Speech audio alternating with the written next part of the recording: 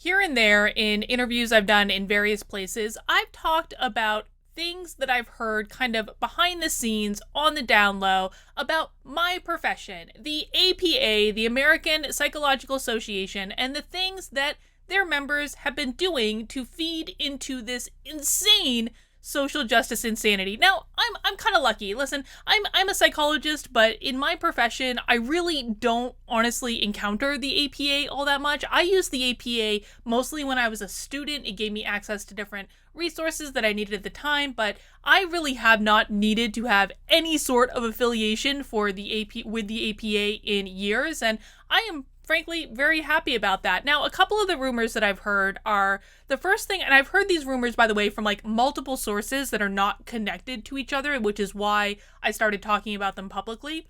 The first thing that I heard that perturbed me is that there was a group of academics in, well, I'm not going to say where it was. I don't want to out the people who told me, but groups of academics at two different colleges who were actively petitioning the APA to prevent psychologists who were Republicans or had high-ranking members in the Republican Party in their family from practicing psychology, which is insane on its own. But the other thing that I heard that is just as disturbing to me is that the APA is actively inhibiting the the publication of research that they consider to be too pro-law enforcement. And so the APA has absolutely been taken over by this woke ideology, and so it should be no surprise that they have now issued a call for true systemic change in U.S. culture. Mark my words, folks, this is the moment. Well, I'm not sure the APA had much influence already, if I'm honest, but this is a moment where every single one of you should stop listening to anything that comes out of the APA. They have absolutely lost all credibility so far as I'm concerned. So we're going to read what the APA wants to do, but before we jump into that, folks, if you like the content I'm producing on this channel, I really am trying to grow the audience. You can help me out by subscribing to the channel so my new content will show up, hopefully, when I publish it. I really do try to post new content every single day, so make sure you're checking back often, but subscribe, turn on the notifications, give the video a thumbs up if you enjoy it. If you think you're subscribed, just double check for me. And yeah, let's see what the APA wants to do. APA calls for true systemic change in U.S. culture. The association is working to dismantle institutional racism over the long term, including within the APA and psychology. Apparently now, my profession is racist to the shock of no one, because everything is racist nowadays.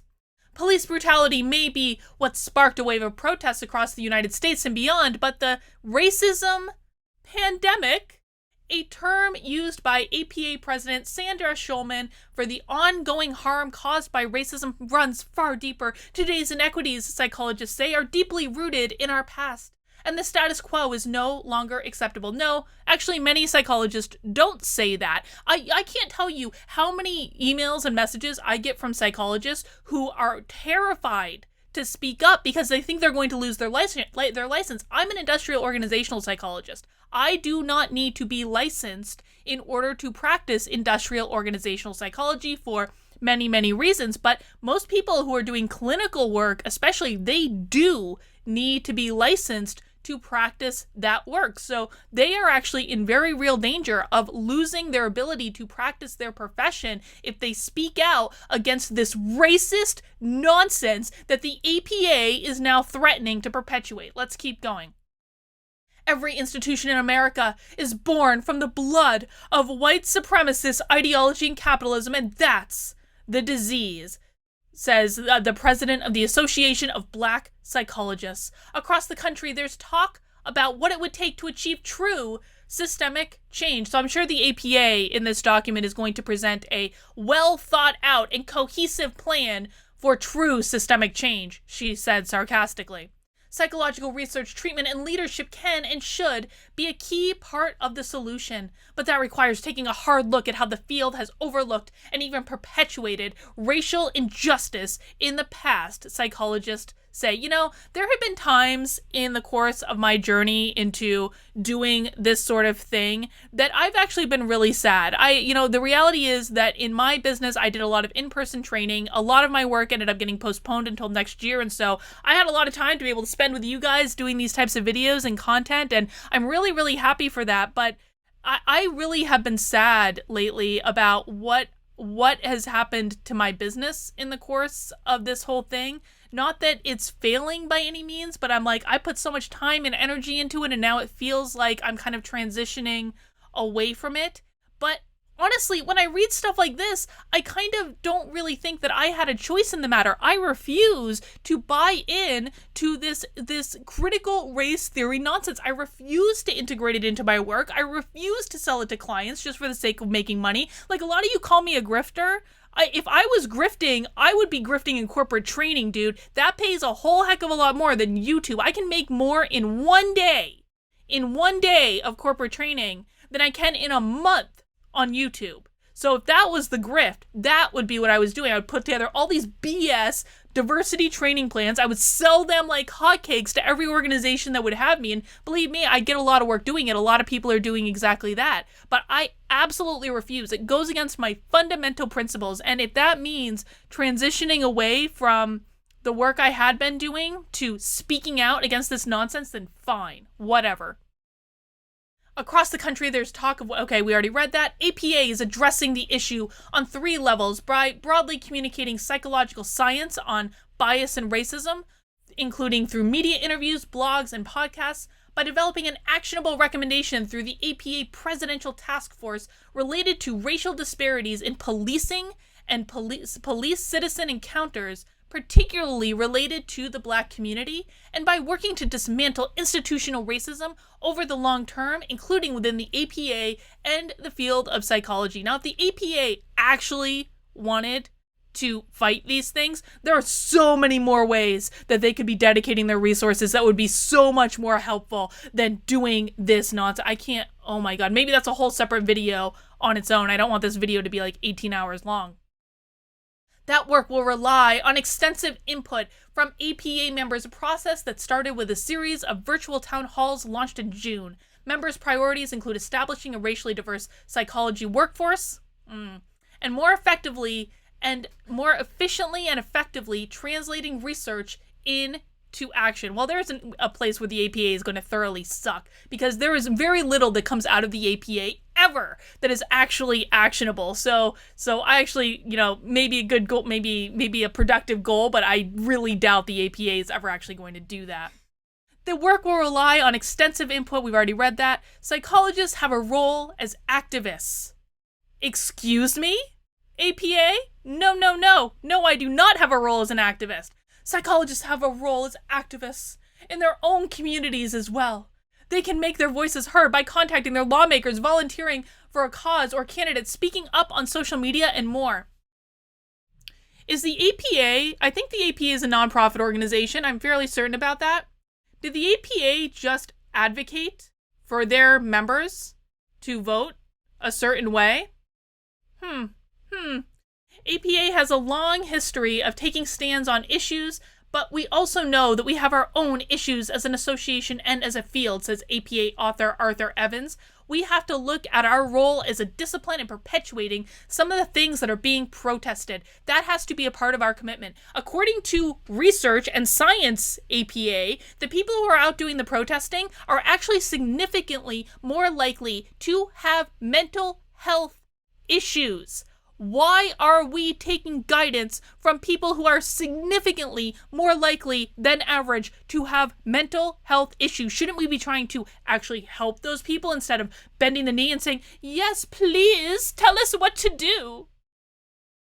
Among those working to end racial justice, a source of both hope and frustration is the strong body of research that psychologists have built on racial bias, discrimination, and intergroup relations. We have the science already, but nobody knows about it, a clinical psychologist based in Minneapolis said, and we're not using it to change the culture around us. The science includes insights on culture of policing, blah, blah, blah, blah, blah. Okay, like, I did a video about this yesterday. There's science on both sides of this issue. If you want to find evidence to prove a specific viewpoint, you can always find evidence to prove that specific viewpoint in peer-reviewed journals. Science exists on both sides of the issues. Such findings can help shape officer training programs, which should include guidance on how to demonstrate respect in a cultural context. Yeah, that is the thing that we should be most worried about right now. How police officers can demonstrate respect in a cultural context. That is the number one problem that we need to solve. For example, eye contact is seen as respectful in some cultures and disrespectful in others. Are you effing kidding me, APA? Eye contact? Eye contact? Police officers making eye contact is the hill you want to die on? Are you shitting me? Other well-established psychological principles, such as the concept of implicit bias and intergroup relations, should also inform the training and evaluation of law enforcement officers. There is zero evidence. You want to talk about a science-based approach, there is zero evidence that implicit bias is a real thing, and even if it is a real thing, we don't know how to measure it effectively. We don't. Even the people who created that implicit bias test at Harvard will tell you that it does not measure implicit bias effectively. The Minneapolis Police Department requires its officers to complete 21st century policing training, which includes a 3-day workshop, blah, blah, blah. There's still room for improvement. Whatever. Last year, the APA's Council of Representatives approved an initiative titled Hate Hurts, a public education campaign to address and eradicate racism, discrimination, and hate. The campaign's work group is cataloging and distributing literature and tools on racial bias to psychologists in a variety of roles, including instructors, clinicians, schools, and ding, ding, ding, organizational psychologists. Now, you're not going to get it to me, APA. I'm not getting sucked into this madness. So essentially what the APA is saying is that they are trying to indoctrinate all of their members. Thank God I have not had contact with this organization for years. Psychologists in the field need ammunition to fight racism, and psychology has those answers. Though African Americans make up 13% of the U.S. population, they represent just 4% of the psychology workforce. This discouraging statistic tells us there are problems in our field and academia of attracting and retaining students of diverse backgrounds, in particular African Americans, because we only ever care about black people. When we're having discussions about racism, we only ever care about black people. They seem to be the only minority group that matters. What this ultimately results in is an access problem. I mean, I actually agree with that, to be really honest.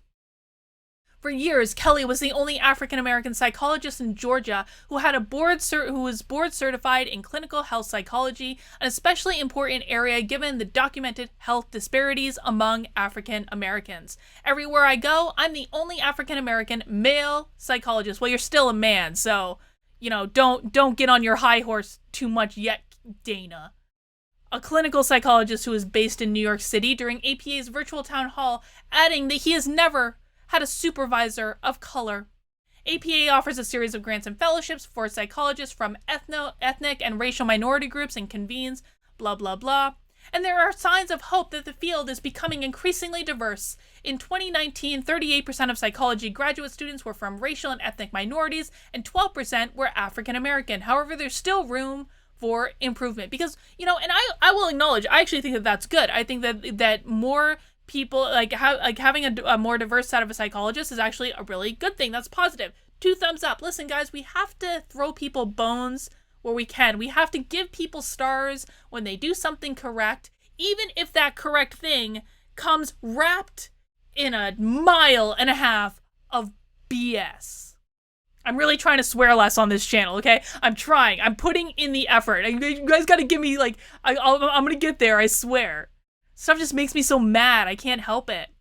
She recommends rewarding psychology training programs for graduating students of color, not just enrolling them to better incentivize program leaders, but to provide ongoing material support and mentorship for students in need. Well, shouldn't we be providing ongoing support and mentorship to all students in need? One would think. Isn't that actually the responsibility of the college to which they are paying tuition?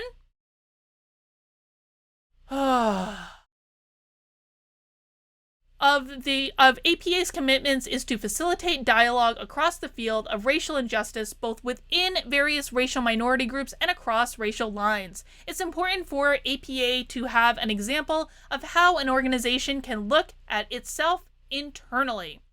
This should involve discussions about members among members about white privilege.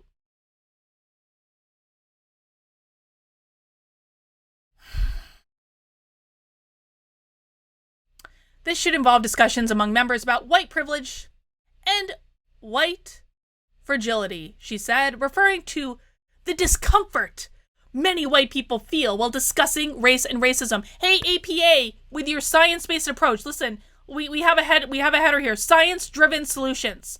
And you have just suggested that we need to adopt white fragility. There are chapters in white fragility that have 0 sources in them. It is completely made up material. So it seems that we only adopt science when it is useful for us. And if you don't believe me, if you haven't seen my white fragility videos, go back. I've got like 3 videos on reading that cursed book. I read every single bit of it. It is a really undersourced, incredibly poorly written, incredibly racist book. The author admits to being a racist in the book, so why is the APA listening to this woman as the bastion of what we should consider?